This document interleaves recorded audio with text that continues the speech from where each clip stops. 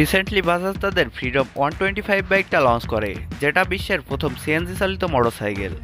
এটা শুধু সিএনজি না, বাইকটা সিএনজি প্লাস ফুয়েল দুইটার সাহায্যে চালানো সম্ভব।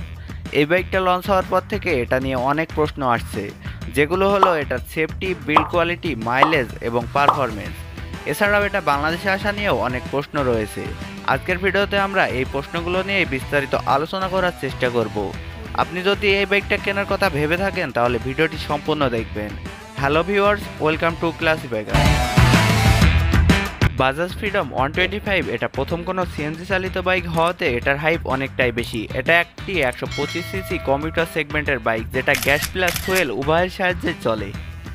এর লুকসের কথা বললে এটা স্ট্যান্ডার্ড লুকিংয়ের একটি বাইক, যেটা পার্সোনালি আমার কাছে বেশ ভালো লেগেছে। এছাড়াও এর বিল্ড কোয়ালিটিটাও অনেকটাই অ্যাডভান্স। সব দিক মিলিয়ে এটার লুকসটা আপনার কাছে কেমন লেগেছে তা কমেন্টে জানাবেন।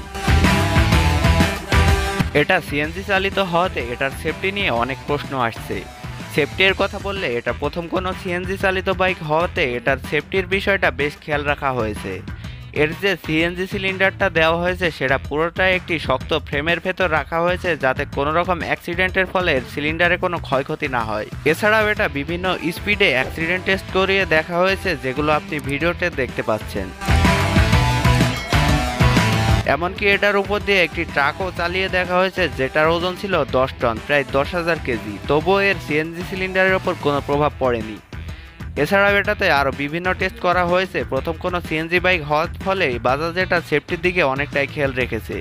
এখান থেকে বলা যায় এটার সেফটির বিষয়ে কোনো কমতি রাখা হয়নি। এছাড়াও এটা বাংলাদেশে আসলেও এটাতে আরও কিছু সেফটি টেস্ট করা হবে, যা থেকে একদম শিওর থাকেন এটা সিএনজি চালিত হওয়া সত্ত্বেও এটা অনেক সুরক্ষিত একটি মোটরসাইকেল হবে। এবার কথা বলি এটার মাইলেজ। বাইকটাতে রয়েছে 2 লিটারের একটি সিএনজি সিলিন্ডার এবং 2 লিটারের একটি ফুয়েল ট্যাঙ্ক। কোম্পানি ক্লেম করে এটা 2 লিটার সিএনজি এবং 2 লিটার ফুয়েলের সাহায্যে 330 কিলোমিটারের মতো মাইলেজ দিতে পারবে। তবে এটা থেকে প্রতি লিটার সিএনজি থেকে 100 কিলোমিটারের মতো মাইলেজ পাওয়া যাবে এবং প্রতি লিটার তেলে 60 থেকে 65 কিলোমিটারের মতো মাইলেজ পাওয়া যেতে পারে। বর্তমান বাজার অনুযায়ী তেলের যে খরচ সেটা অনেকটাই কমিয়ে আনবে এই বাইকটা, যেটা আমাদের জন্য অনেকটাই লাভজনক।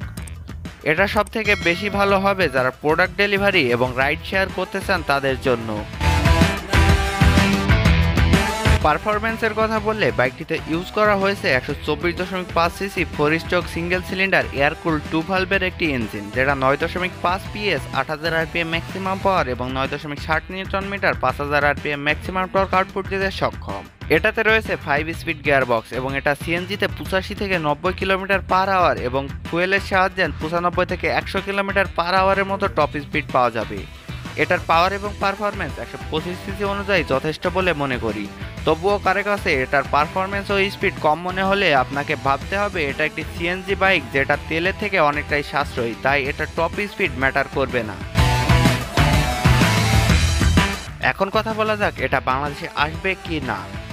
এই বাইকটা বাংলাদেশে আসার সম্ভাবনা অনেকটাই কম। এই বাইকটা বাংলাদেশে আসলে তেল ব্যবসায়ীদের একটু ক্ষতি হবে, তাই তারা চাইবে না এটা বাংলাদেশে আসুক। যদি এটা বাংলাদেশে আসে তাহলে এটা অনেকটাই দেরি হবে। এরপরেও এটা সিএনজি হওয়াতে এটা আসার পরে এটা অনেক দিন ধরে টেস্টিংয়ে থাকবে।